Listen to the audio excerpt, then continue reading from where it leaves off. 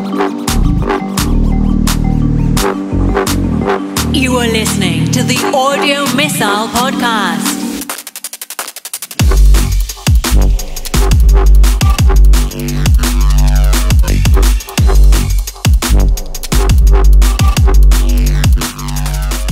Yeah, they were using like little radars and little cameras and codes and sneaking in cameras, technology. So speaking of, we just had an election here in the U.S. and Biden was declared the winner today.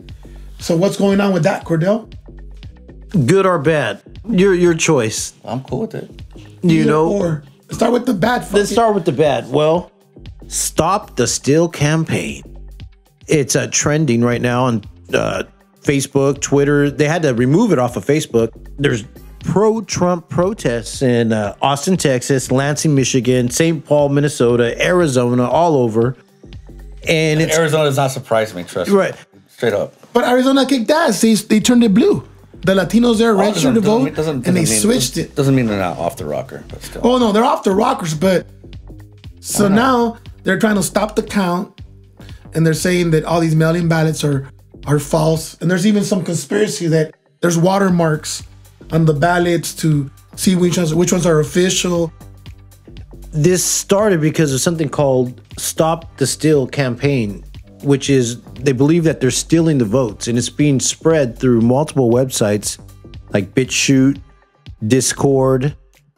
And what they're saying is that people are throwing away ballots, making up ballots. There's hidden watermarks of underneath there that's using crypto technology or blockchain technology, and that Trump inserted them with the Department of Justice, and they threw it on at the last second so they could pull a sting on the Democrats. And so this is all being spread by QAnon. With zero proof.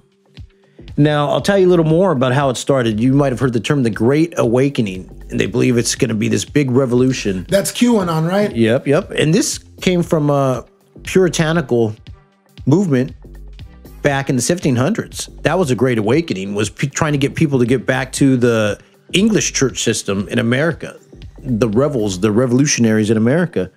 And so that was promoted by this dude named Edwards and another guy named Wakefield.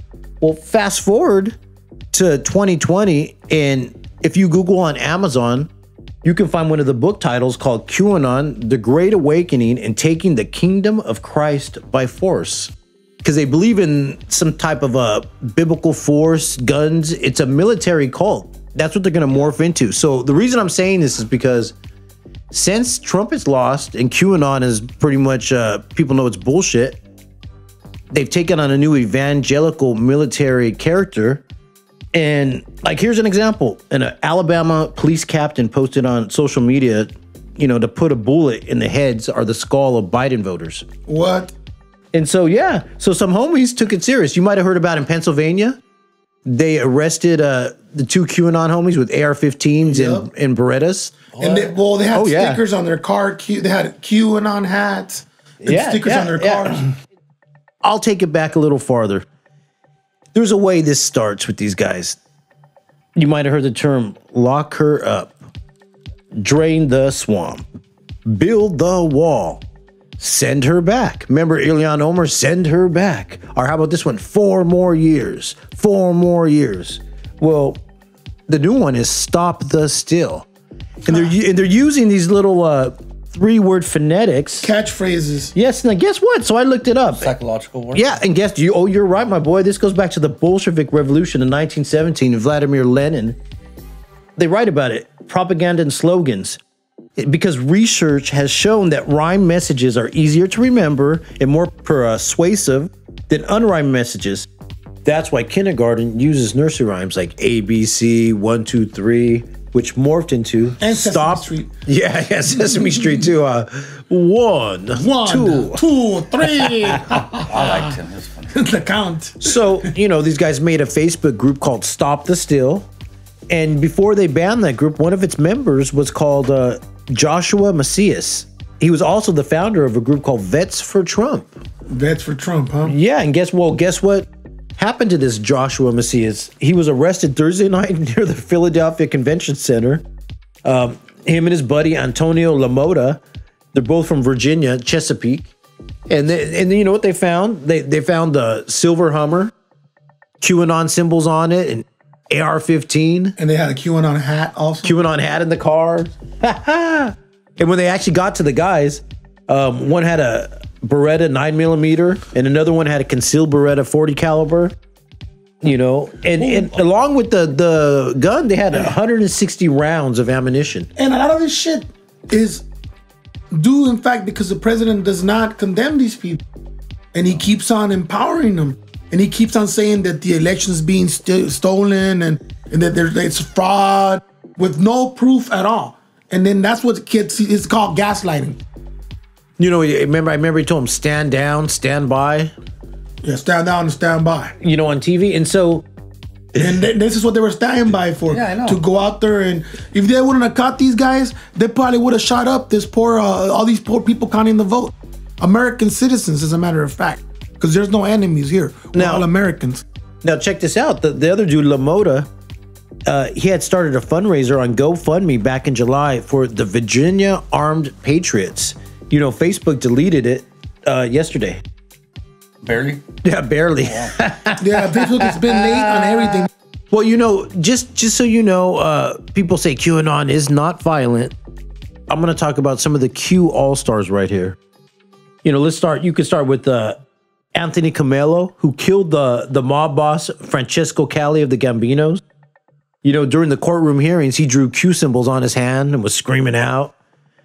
I mean, you could take it back to December 2016, when that 31-year-old kid, Edgar Welch, traveled from North Carolina to Washington, and he shot up a pizza parlor called Comet Ping Pong. And that's where you heard of Pizzagate, because he thought there was a basement underneath the pizza place where little kids were being molested. Yeah, molested. Here's the beauty. Sold in the black market. And here's the beauty. And there's no basement. That on the news, he was getting arrested. Like he's like they're molesting, or they're selling kids. I mean, he was screaming it. He still believed it. Yeah. Even without finding a basement. He's gonna do life in jail. He's gonna figure out. He's gonna find out what a basement is. Real basement, yeah, right. Real basement. Well, you know, October 2018, there was this dude named Cesar A. Soyik. He mailed a series of pipe bombs to prominent Democrats and others he believed were members of the deep state. You know, well, how about this one? You heard of the Christchurch shooting in New Zealand? Oh, yeah. How about the Poway shooting? That was in San Diego, where that guy shot up the synagogue. How about the El Paso Walmart shooting? Oh, no, yeah, these are all QAnon. These are all Trump followers. Yeah, that's what they all got in common. They all posted on 8chan before they go and shoot up. You know, and some good news, you know, 8kun, which is where they post a lot of the stuff now for Q, they put out a tweet. The guy who's the administrator of it, his name's Code Monkey. That's Jim Watkins' son. He decided to shut it down because shit's going down. They're all getting their... Oh, before the FBI shows up? Yes, sir. Remember? They live... the whole reason. That's Ron and Jim Watkins. They live in the Philippines on the pig farm. Remember? That's the pig farmer family. And his son runs the site. You know, once they took it from Hot Wheels, Frederick Brennan, the kid in the wheelchair that started the original site, before he sold it to these dudes, and then he had to jump ship from Manila because the government was going to get him, and he came here to America. And he's what's helping shutting it down right now. Okay, so they're shutting it down for because they're trying to defend themselves from prosecution. Yeah, delete the evidence. Well, you know, you said everything's going to change in a couple weeks. Here's the actual deadline: 74 days until the transition. And so they're saying, well, what could happen in these 74 days? I mean, his finger on the nuclear button. A lot of shit can happen. You know what I'm saying? Who's left to be pardoned? He already pardoned everyone anyways. Roger Stone, all the different people. You know, well, I'm going to tell you what could happen. I'm calling it the Ultimate Grift 2020. Ultimate Grift 2020. And what that is you said 70 million people did actually vote for his ass.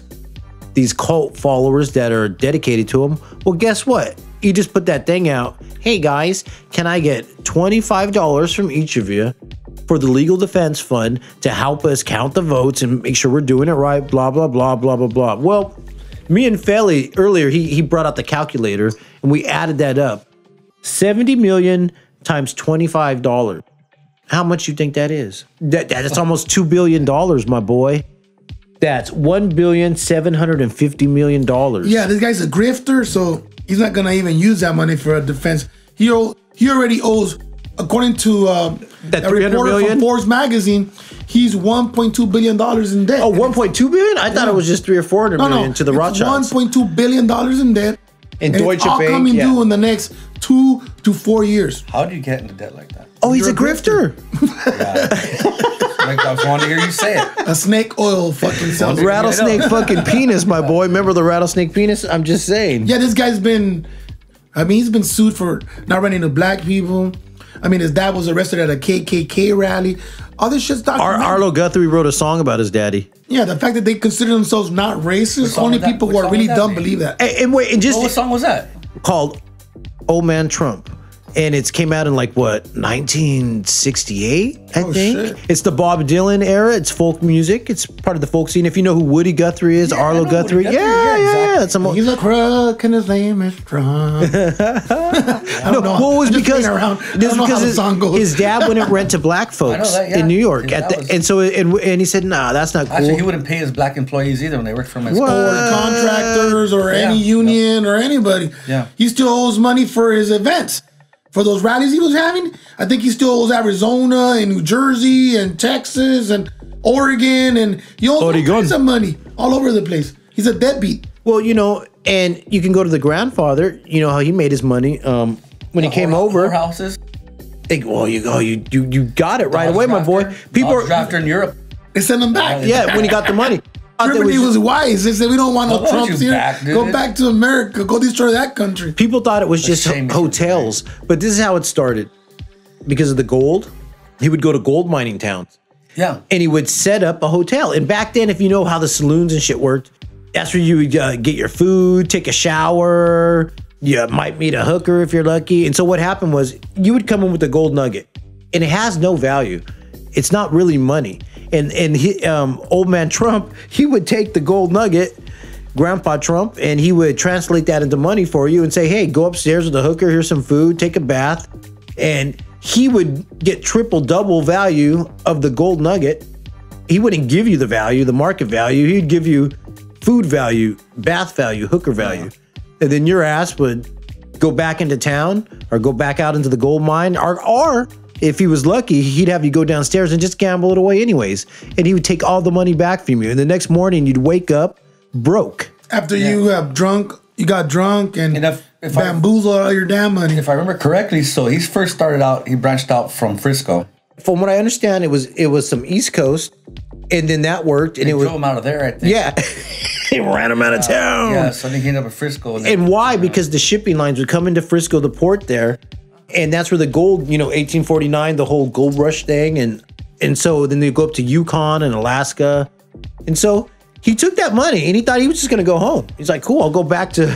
Well, he was probably following the railroad because those railroad workers have money and a lot of them are single. And Speaking of those railroads, the Asian homies came over and promised him land. They said, all you got to do is help us build this railroad.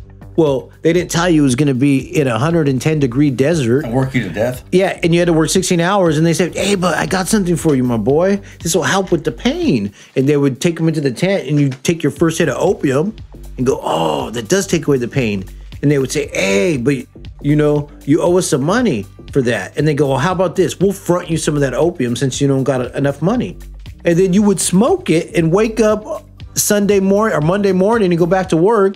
You smoked all your wages away, and now you're an indentured servant because they done fronted it to your ass and said, now get back out into the 110-degree weather for 16 hours and build us a railroad because you done owe us for that opium. now you're touching up on the subject of how the U.S. became a drug culture because during the Civil War, the South got their weapons from England, from Liverpool, and along with the weapons and shells, they were sending opium. Well, why not? The boat can take more cargo than that. And who do you think was shipping that? This is the Bush family empire. That's how the heroin came in through the South. A lot of these Civil War soldiers would end up getting their body parts amputated, a leg or an arm. And they got addicted to and it. they were given the opium, And then the other way it came in was through the workers and the railroads, like you were saying. Sure. I was actually in Hong Kong the year that they gave it back to China from England. And I didn't understand that. I'm like, well, why did they have that part anyways? And it was because of the opium wars. And that's the Bush crime family. And then you got the Trump crime family, and now we got the Biden crime family. And so the difference is we've had a lot of presidents here, and this one was very divisive. He was just focused on white nationalists, evangelicals, and the people that support his base, and fuck everybody else, and fuck California. Those are Yankee carpetbaggers. Yeah, and any blue state was his enemy, and that's what we're at right now. We're trying to mend all these wounds and try to get the country together because he was pushing us toward a civil war. Oh, and that's what I'm saying. We got those 74 days, and they still want that civil war, these homies, because it's apocalyptic evangelical energy from the puritanical Great Awakening of the 1700s, which QAnon has, through social media, fed it into people's minds, is Armageddon. It's before you go to heaven, you got to have this destructive big blowout.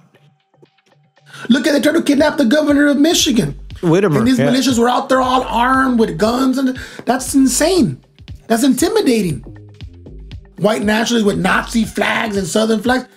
If they catch me alone somewhere, they'll lynch my ass. Catch me and kill Hey, me. boy. You know what I mean? So Get the rope. I'm afraid of my own country. That's insanity.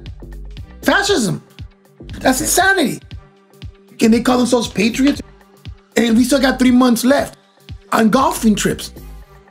Do you know where Trump was at when they gave him the results? At the golf course. At the golf course. Of course. Because he has to pay all that $1.2 billion in debt that he has. You can explain that grift to Tommy, how that one works. The golf course grift. Yeah, I like to hear it. Yeah, because he has to, they go to the golf course and it's always his own golf course. And then all the Secret Service have to rent the carts and all this bullshit. And it ends up adding up to thousands and thousands of dollars. And how much is he at the total right now? What's the grand total so far at the golf course? Like over $220 million so far. So that's almost as much as he owes. You're saying going to the golf course makes him $300 million. He's not going back to his own restaurants, his own course. They all have to get drinks. The whole, every Secret Service agent there, they have to shut down the whole golf course. Yeah. So he could play by himself. And we used to just think that this was some kind of, ego trip. But maybe we're starting to see that this is just a financial grift. There was a real reason behind this, was to get out of debt. Yes, get out of debt. Yeah, we got a little bit political this day today, but it's only because the elections just happened. It's just declared Biden a winner today. I hope you guys enjoy what we're doing. If you really like what we're doing, please share, tell a friend, like, and subscribe.